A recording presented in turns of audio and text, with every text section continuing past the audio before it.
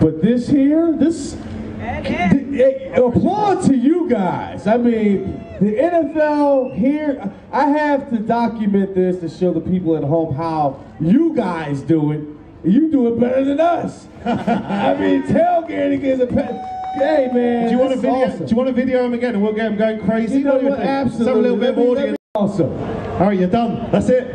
Eddie George, everybody. Thanks, Eddie.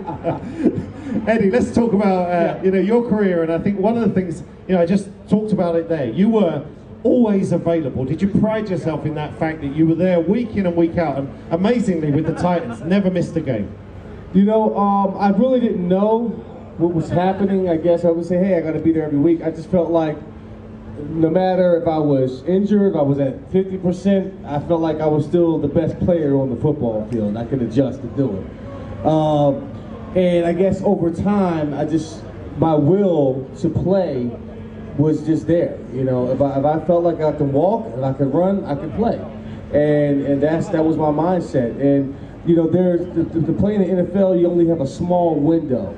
And I felt like I have just a finite amount of time to leave my mark on the game and to try to win a championship, to try to achieve some personal goals, and to really build a platform for my next career. And that's kind of the thing was, you're not going to hit me first, I'm going to hit you.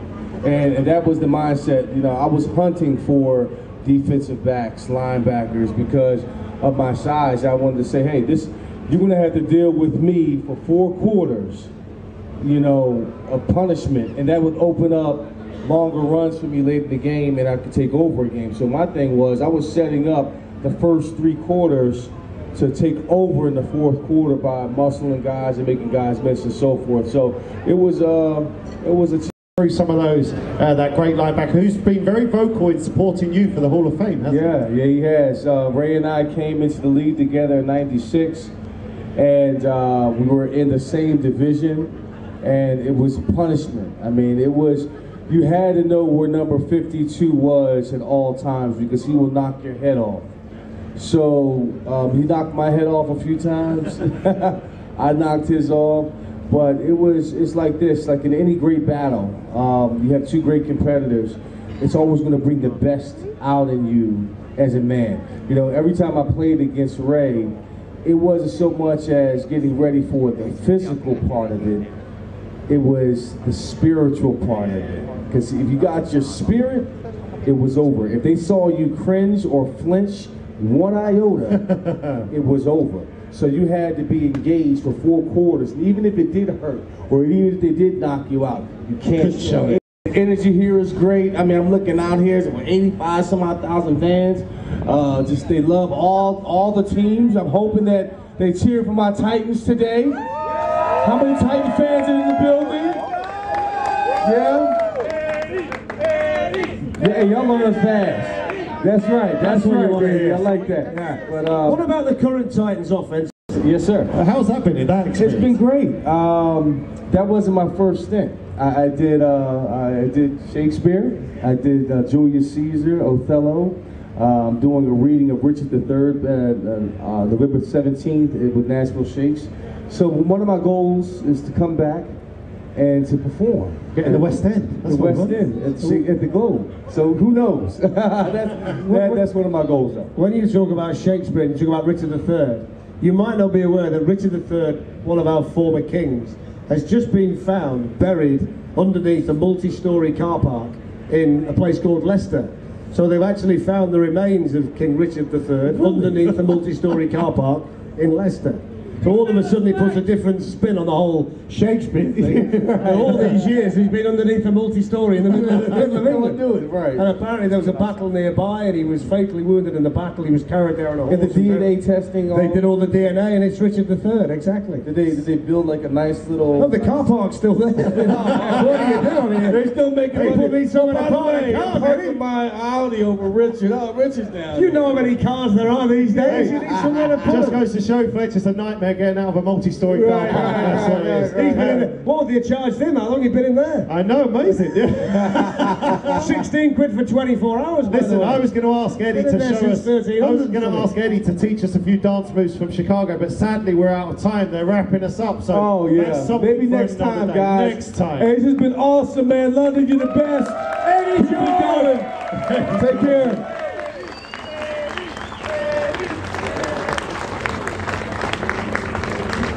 4 years with the Chargers, 13 in all in the NFL. One of the best linebackers of his generation. Give it up for Donnie Edwards. Come on, Donnie.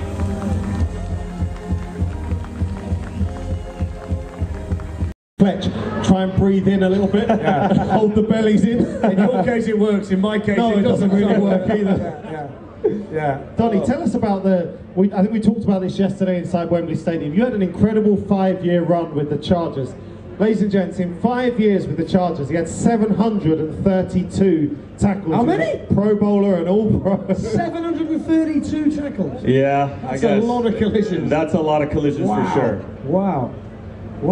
It was, who was the toughest to tackle? Is there any that come to mind when you think Well, it about all depends, because if you think about the different running backs that I played against, I mean, you guys just saw Eddie George here a little bit later, right? Like I mean, earlier. ago, Yeah, right? he's just been on, yeah. So if you see how big Eddie George is and see how big I am, Eddie George is much bigger than I am. And imagine that guy when he's coming downhill, his shoulder pads are low, you're trying to get off a blocker, and all you can kind of throw is that little chicken wing out there to try to tackle this guy, and all of a sudden it just blows your whole entire shoulder off.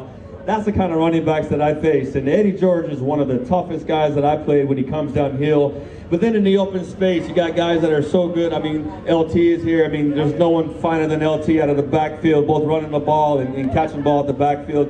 So, I mean, I've been very fortunate to play against a lot of really, really talented running backs, Hall of Fame. You got Curtis Martin as well, another tough guy. I mean, You said there's about so Jerome many of them. Bettis yesterday. Oh The yeah, bus. Jerome Bettis is another one. I forgot about him. Wait, hold on.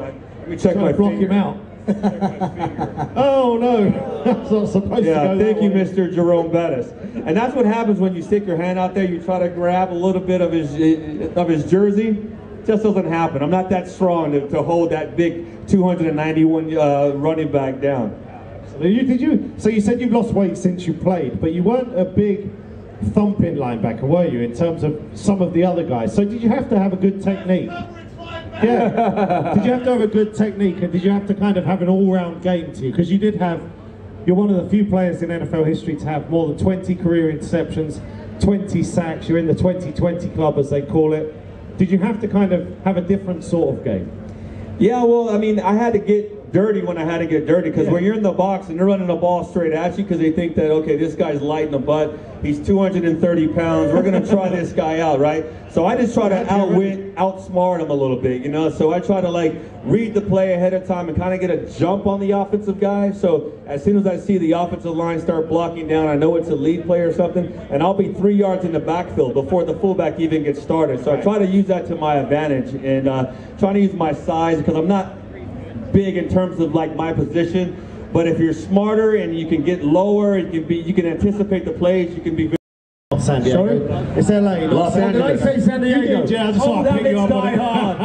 The deliberate mistake there. You spotted it. They've been there 56 It's right, years, to it's be the old, fair. old habits It's been Die a lot Hard. of years in San Diego. Yeah, so it's exactly, changed now. exactly. So the LA Chargers, who are my Super Bowl pick, by the way, Donnie, I'll say that. I like it, I got I a like bit of it. grief on social media 2 or 3 weeks in. Surprisingly, that started to dry up now as they start to hit their stride. But what about this defense? They've got Melvin Ingram on one side, they drafted Derwin James, Denzel Perryman in the middle, and and they get Joey Bosa back again, which is going to make that unit an entirely different proposition for everybody. It's going to make the defense that much better because you get Joey Bosa back, and you got Melvin on the other side. You got power coming through there. People don't realize, especially for us, you know, in the secondary, the linebackers and the safeties and the corners, it makes our job a lot easier when you have pass rush on the quarterback, because the quarterback can't sit there and, like, you know, wait for the pass. We're covering and covering. We actually have to throw the ball, and that's when you kind of get excited, when you get pressure on the quarterback, and it gives us opportunities to make big plays. It's a good job I didn't ask Eddie George about the Houston Oilers a bit earlier, wasn't it, as well? Could have been all while I'm on the subject. Well, you know, he started with the Houston Oilers. He did, yeah, you'd have been all right. I remember, I mean, he started his rookie year, and I remember, I mean, he's 6'3", out of Ohio State, Heisman Trophy winner. I mean, I saw this guy, and there wasn't like really big running backs like that. And this guy was just coming downhill, man. What you don't get that. Tell us about the good old days, Neil, where Jerry Glanville was leaving tickets for Elvis Presley in the Astrodome. The good old days. What a character he was, those Oilers. They used to come out wearing the old army helmets. Remember the players? All that kind of thing, yeah. Tell us about, you played with Philip Rivers, of course. Yeah, and Antonio Gates. Yeah, and they're still back there. They're still doing it now. And I guess with Philip, talk about, he's got quite a unique throwing style, but physically he gets the job done. He's a bit like Fletch when he throws those footballs out. But also the mental challenge he puts on a defense. He's described as a coach on the field.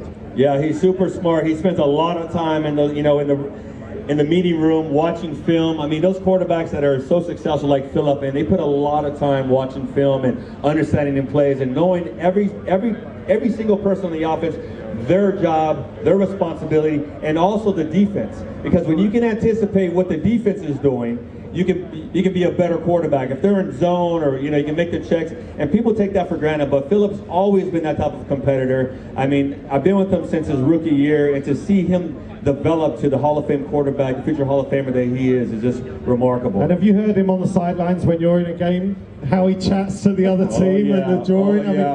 Tell us about some of that with him. Well, I've been fortunate to play with Philip Rivers and against him. And of course, when he's on your team, it's great. But when you're on the opposite team and he's getting your face after scoring a touchdown, I mean, it just makes it that more competitive for sure. But I love Philip, man. What a great competitor. He came in as a rookie in 2004, I believe. I mean, he was hanging out with the guys and just kind of into it and just really competitive. And it's good to see that competitive spirit. We're having a good time up here, right, guys? Having a good time up here. You enjoy the next hour. All right. My man Donny, you see. We are. I have one friend and colleague on the stage, and I have Neil on the stage. That's the way. I'm on my own, it would appear today. We are out of time, but he's a lot of fun. And thank you for joining us, one of our legends of the NFL. Give it up for Donny Edwards. Thank you, Donny. You guys have a great day out there.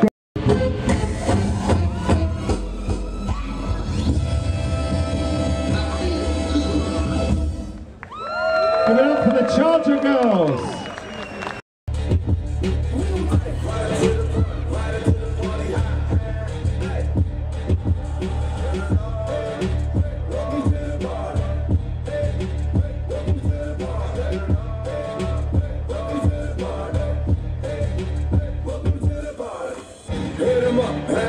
Get 'em up, hey, put 'em up, hey, we waking up, hey.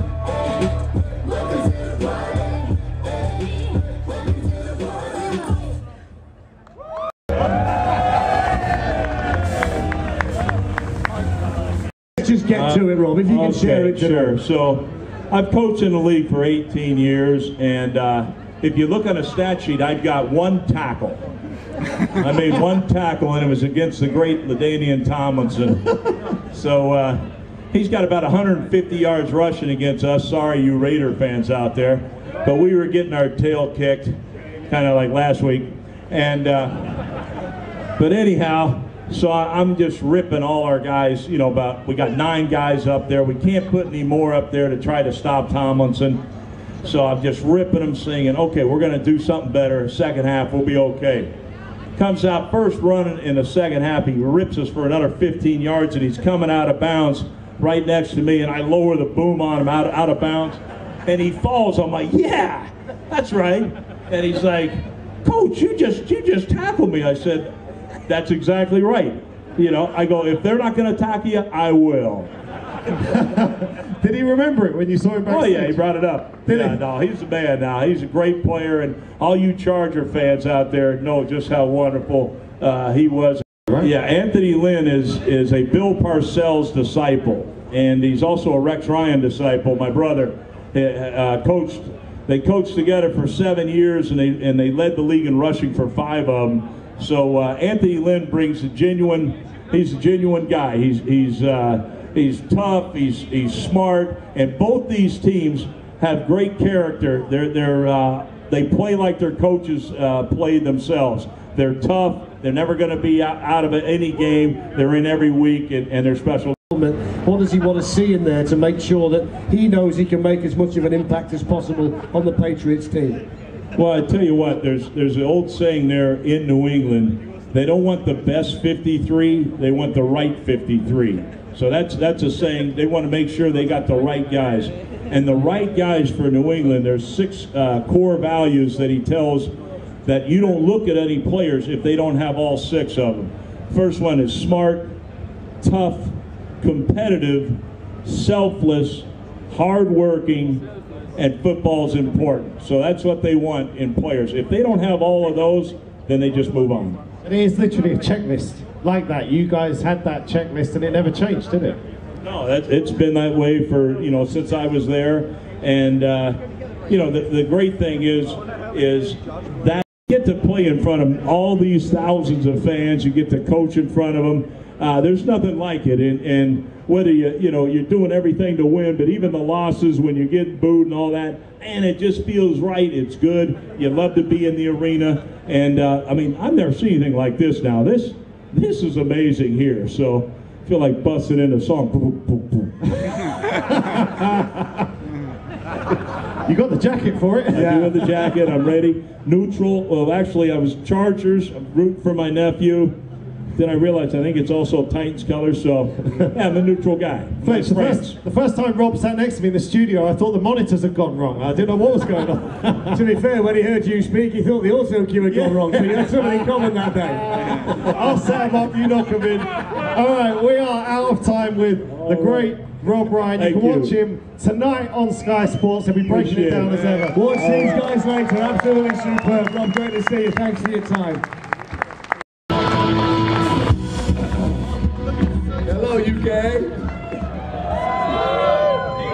Look at that. Wow.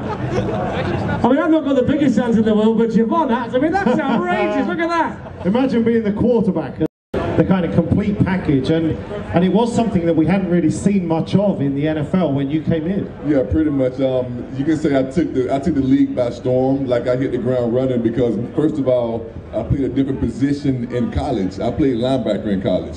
And then once I got to the Tennessee Titans, they wanted me to play defensive end, which was all new to me, but it actually worked in my favor because I'm very fast, like you guys say. Actually, I am pretty fast. Still are, right? Yeah, I still am pretty fast. So, but honestly, like, first of all, just being pretty fast, and then, like, it was less responsibilities. Like, mostly, they told me that they wanted me to line up here and get right there and tackle that guy right there with the ball while he has the ball. And man, it was fun. I always talk to defensive linemen and I ask what it feels like to sack the quarterback.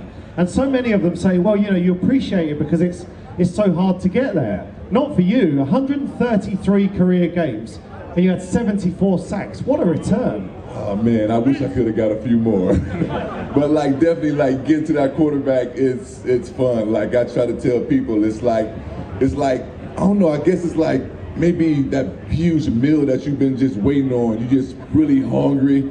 Say it's Thanksgiving and then your auntie or your grandmother's in town and they make your favorite dish and, like, man, like, just salivating, just literally dripping from your mouth. And then once you get there, it's like, word that we was calling it our second home, our home away from home, which that's not cool because, like, no team is going to come in and call our stadium their second home. Like, no, that's not happening. But I mean, once they got word of that, like, literally, it'll be a lot of words before the game and even during the games and a few late hits here and there.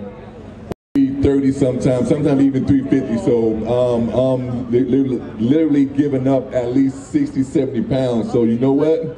once I beat this guy, I'm not trying to think about like how I'm going to sack this quarterback. He is going down. You're not going to lay him down gently then? No, not gently, but I mean, like, I kind of, like, know both sides. Like, I know I can still do it, but I only want to pass rush. I only want to get in on 3rd and long when you know it's a passing down. No, just what we call the money downs, because that's the one where pass rushers make, because he was just so smart. Like, he played mind games with everyone. He can literally take a bunch of my seasons. I mean, that team, that Patriots team has been a juggernaut. It's been the thorn in everyone's side, like in this league, whatever. I mean, like, he's a pretty good quarterback and it's a great system, great coach, and man, like, he's pretty good. But like, he's another guy. Like, once you hit him a few times or 1 or 2 times, like first, just like Peyton Manning, first they start yelling at. First they give you that look, like, dude, like, come on. I'm like, I'm doing my job. And then the next thing, like, they're gonna start talking to their offensive linemen, like pointing at them, like, hey, keep this guy off of me. And then once you do it again, now they're gonna talk to the referees, like, and then you know, they kind of win the referees over. They talk stuff to the referees like, oh, okay, I got you. So this is the Tom Brady rule. So this is the absolutely tremendous. Thanks, Yvonne. Thanks for having me. Thanks a lot. UK. Again, it's spectacular. Amazing. This is truly amazing. Am I on? There we go. There we go. Truly amazing. I mean, I look out, there are tons of fans. I mean, I can't even see the end of the fans out there. This is really exciting. And even back when I played in 2007 or 2008, the stadium was packed in. Just to see all these fans, the game has grown here in the UK. I'm so excited, and I appreciate all the fans and their support of the National Football League. You know, I can only kind of relate it to having a child. You know, for all of us who have kids, right? You know, back then, 10 years ago, it was in its infant stage. You know, it's this baby and it can't do much. But now, this baby has grown up. You know, it's here now. All these fans out here, this is truly amazing. Tremendous. You know, we've seen the progression of his game, and that's what happens a lot of times with great running backs. So my first year, honestly, I was mostly a first and really acknowledge where we need to get better at. And this season, he said, I want to be a better pass catcher. I want to be a better receiver.